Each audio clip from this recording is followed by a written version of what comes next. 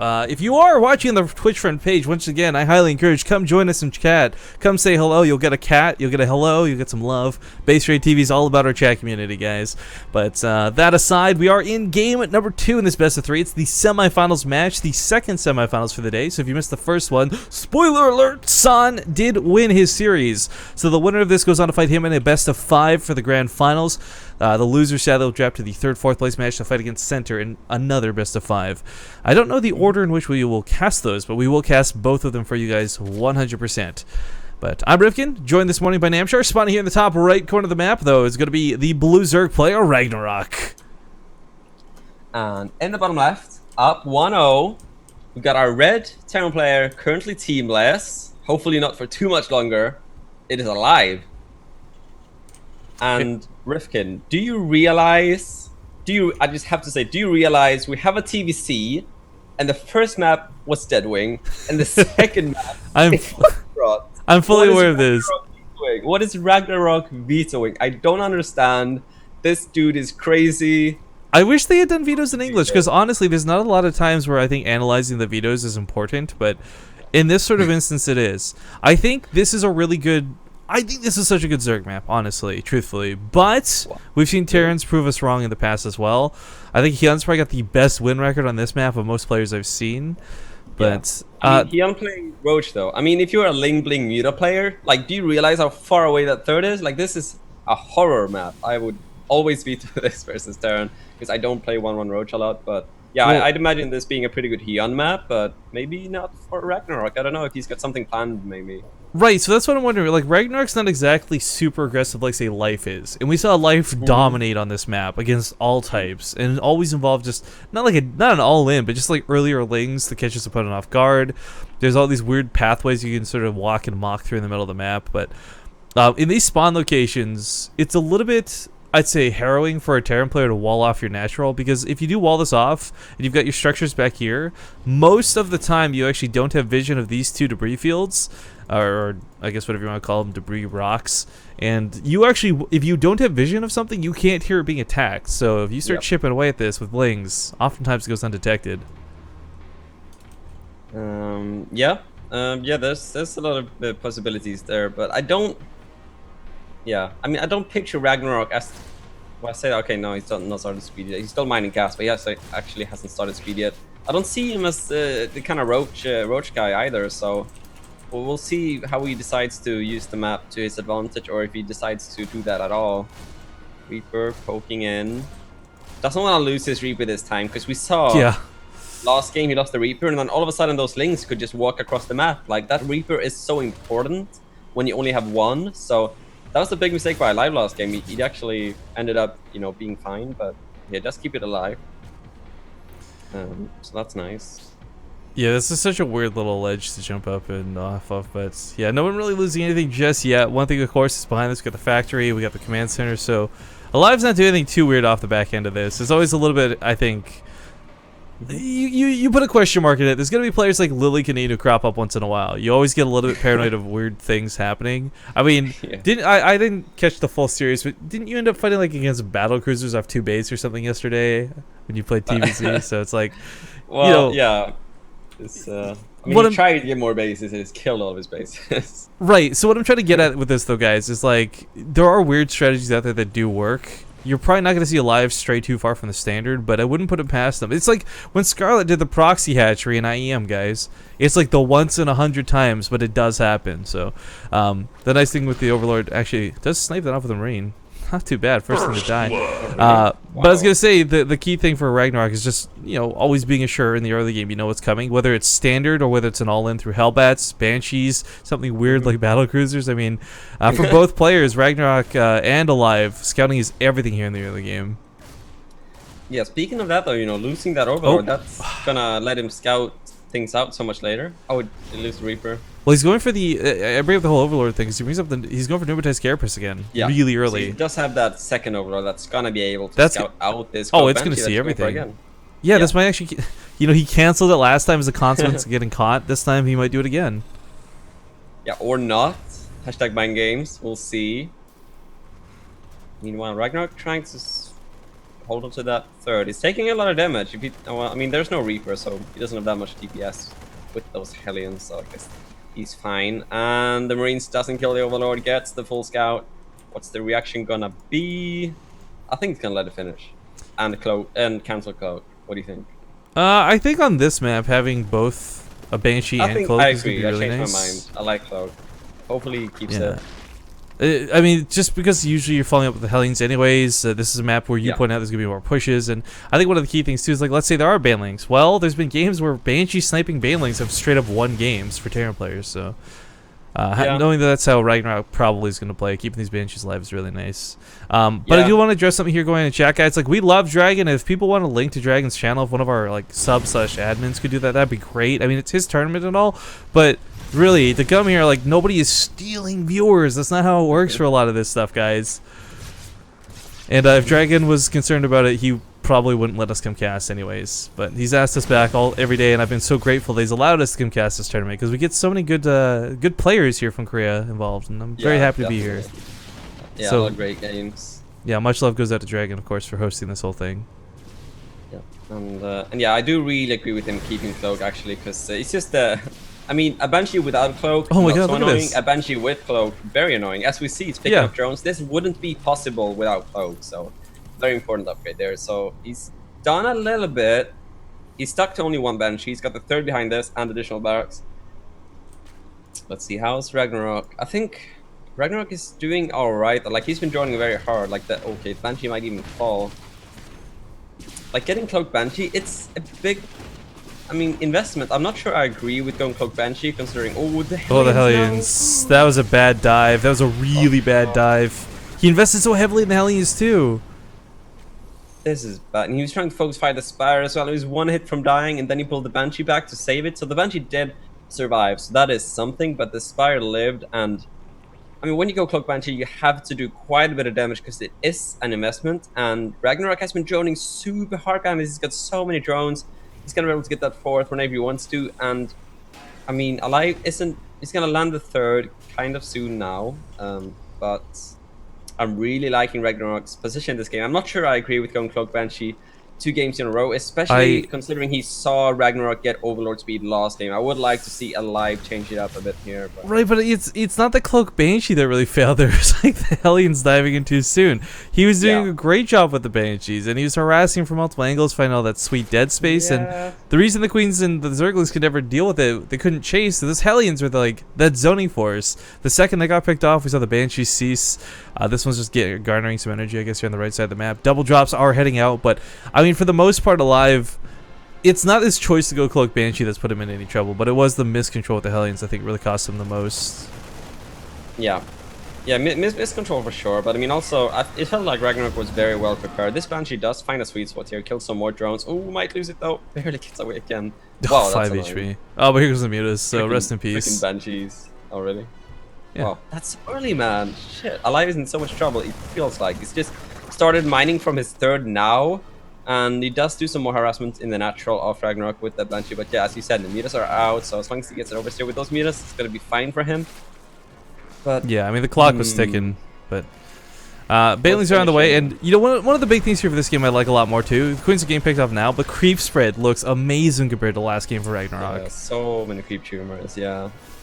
He's just in a very comfortable spot right now. In starts 2-2 way before Alive does, and his army supply is looking good, but also the drone count. He's got 74 drones. He's just gonna transfer 11 drones to the 4th base now. As long as he doesn't take a lot of damage here, he's looking fantastic. But if Alive can trade well with this 4 medivac move out, that's his key way back into the game. But I don't know. Ragnarok setting up a flank. Muta's coming in as well. What am I have got a burrow? This does not look like a good engagement here for Alive. Coming in from 4 different angles almost. Ragnarok swamps over this army like nothing at all. Rip. Rip indeed. And there was no combat shield in that engagement. Another mistake there. Ooh, wow, I didn't actually catch that. Yeah, maybe it's because he was making Cloak Banshee, like his stim was late or something, and then therefore his combat shield was also late, or it was just a plain out mistake. I don't know. Probably just You know what? It's just damn sure you don't play Terran. You don't understand. Combat shield is like the most frustrating thing to remember to make. It's got to be like the single most delayed upgrade most of the time, followed shortly by like extended thermal lance. Probably the two most common, important but accidentally forgotten upgrades in StarCraft 2.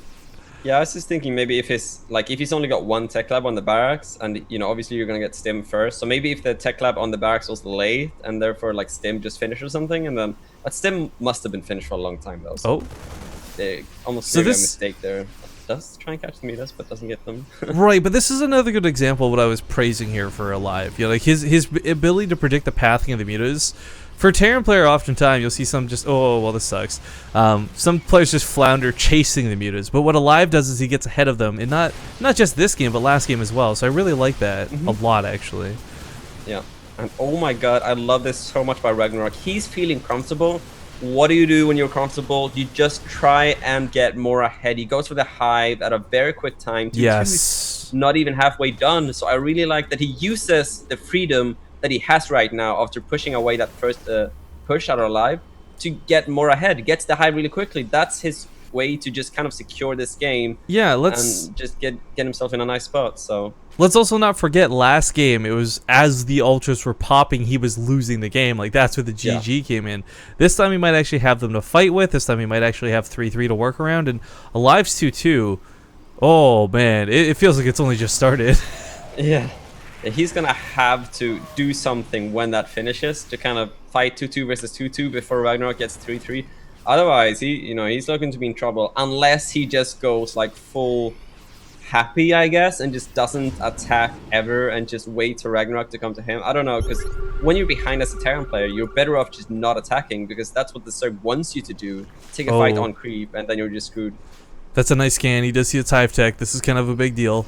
This really affects how you, I guess, weight your army as a Terran player. You're going to go a lot more Marauder heavy, knowing this is going to be the case. We have Drilling Claws coming out too, so... And Force are great as well. Yeah, the idea is that the mutas hopefully aren't going to get too out of hand. Your opponent's not going to invest too much into them because they're not as OP, I guess, as they used to be. But this army needs to get ready to fight. There's some creep he needs to clean up, but over here on the left side, big flank goes off, and Widowmines are okay. They get a couple good hits, but I mean, this is still so many freaking Zerglings. Yeah, well, he does lose quite a few though. A couple of good hits there, not too shabby. Not bad. The thing is though, Ragnarok is just freeing supply up for his ultras, so this wasn't even bad for Ragnarok, even though that looked kind of inefficient, and it was, but now he's gonna be able to start like, I don't know how many, 5 ultras apparently, and if he can fight one of those pop, and I like this, look, this army is worth nothing to Ragnarok apart from the mutas, of course. He's just trying to buy time. He doesn't want to take a fight before those 5 ultras are out, so he's just kind of moving around with some mutas on link to buy more time, and adding on 4 mutas now, because his muta count is pretty low, but his 3-3 is, oh god, so quick. Yeah, I'm actually, these chokes are pretty sick to consider. You put a couple Marauders of Thor in there, have the Banelings coming from one side, Marine Stim on the other. Yeah. But, these Rembais might not be doing devastating amounts of damage, but still, I mean, look at this. Kills SCVs, not through Zerglings, but through friendly fire from those Widowmine hits. Yeah. And look at the creep here as well. This time, Alive is not going to be able to take a fight off creep near the 4th or 5th of Ragnarok, so man, it's gonna be hard for Alive. Look how deep on creep he is right now. If Ragnarok can get a flank up, he doesn't flank. But it's coming to a choke is the problem, I think, more than anything else, right? Like, you don't want to move down the ramp with those Banelings, just threw so many away. Yeah, that's a big no there. It does trade Banelings for Marauders. I guess killing some Marauders that were clumped up is kind of fine, considering he's got a few Ultras now, but yeah, not very efficient there. And Alive pulls back. Widowmine's gonna get the Baneling hit though. Look at that, all the Banelings pop off immediately. Only 5 remain after this, so despite the Ultras, if there's no Banelings, the bio doesn't care. Wait, did he have to pick up there? I don't think he did, but he was, I guess, wanting to... Yeah, okay, that was a bit weird. I don't know, that was like kind of an attempted flank of Ragnarok, but Alive dealt with that well, and the timing for Ragnarok was a bit off there, so that ended up being pretty bad, but then Alive just picked up. I'm not sure if he needs to, but maybe he did. Yo, if you guys want one good way to deal with Widowmines, let me introduce you to the Broodlord. Yeah, that's nice. I like seeing that. I mean, he doesn't have the gas right now to use them, but so you might just use them in like a few minutes time. But yeah, he doesn't have the supply for it either. I mean, they'll eventually come out, but it's not gonna be right now. Yeah, I need something like 50 gas, but yeah, he'll use that later. And I mean, he's going up to 10 Ultras though. That is a lot, but there are no fungals to keep the bio in play, so he doesn't want to fight off creep. Well, it's also 5 bases to 3 at this point. Alive's starting to mine out Yeah. of his zone. I mean, Ragnarok, as long as he doesn't take unfavorable engagements at this point, he can just potentially trade his way to victory. But Widowmine's not going to get some sick hits. Ultras are a little too numerous. Running down the ramp, though, another mistake. I mean, don't charge into bio through a choke, man. Why is he attacking off creep? It's kind of working okay-ish, but It's off this of is creep weird. into chokes. That's what I don't agree with here. It's like one Marine just kiting back here. Marauders There's popping only out. one Marauder though, but yeah, this Well, is was. It's five at a time, damn sure. This is kind of crazy. yeah, that was a weird decision. If there is a way to throw away a game where you're massively ahead, it's doing what Ragnarok just did. I feel like that went better for him than it could have, but it went okay. He killed a bunch of SCVs. First, the left off at the third. He killed some SCVs at the fourth. Where's this guy It wasn't going? terrible. It just could have been a lot worse. So. Widowmine like snuck under all the mutas and then only to die. It's so depressing. This engagement though, like he's been fighting a lot around the ramps, and that's what's been like, you know, Alive took that big dip early. His upgrades were later, but as you pointed out, with no fungus to lock this in place, these are just not great engagements here. So yeah, and some decent Widowmine connections there on the Banelings, but this army is getting lower and lower. A lot of stims going down. Nice cutting on, nice army positioning there by Alive in the high ground. Walks into the Banelings, though. More Banelings flanking from the side. Alive starting to panic here just a little bit. You can pick up if he gets too hairy. These Widowmine hits, though, are getting magical connections on so many Banelings this game. Yeah, definitely. He has to. Oh, those medevacs, start healing. Oh my Stop god. moving. Hang on. There you I go. gotta point this out. If you guys don't know, the unit's lost tab, it doesn't record Banelings that actually kill things through self-detonation. Only ones that are actually killed. So this number is usually like 13. But we see 78 Banelings dead this game. Those are the Widowmines getting those sick connects. Yep, yeah, those Widowmines have been killing a lot of Banelings indeed, and now Ragnarok is like, I should probably slow down a bit and get those Corruptors out for the Broodlords. Yeah. He isn't really throwing the game, because he did kill the fourth, did he? Yeah, Oh, he's he not. did. Yeah, the planetary went down. It's hardly throwing the game, I agree, but it's certainly not trading as well as he could / should be. And I mentioned it again, I'll bring it up again, like, Ragnarok was in a position where if he just traded evenly to the end of the game, he would win, without question. But now it's in a position where he's fighting a lot around these ramps, he's getting baited off of creep so many times this game. I'm just liking his position less and less. Yeah, well, I mean, winning. I mean, his supply is really nice. He's morphing in Broodlords now and getting those Infestors, so he's just trying to buy time for those goods now, and I think the Alive is doing a Infestors... pretty good job considering how behind he's been, but yeah, this is looking pretty bad now. This army going deep on creep, oh my god, he's going for the Broodlords. It's kind of a desperate move, but yeah, that's gonna be it. I think, you know, one of the things too, talking about just the way that was going towards the end, it's... Alive was playing so scrappy, but he was getting such effective engagements. Like, it's kind of crazy to consider how behind he was for how well he was fighting. But a lot of that came down to, I think, the way his opponent had the map controlled.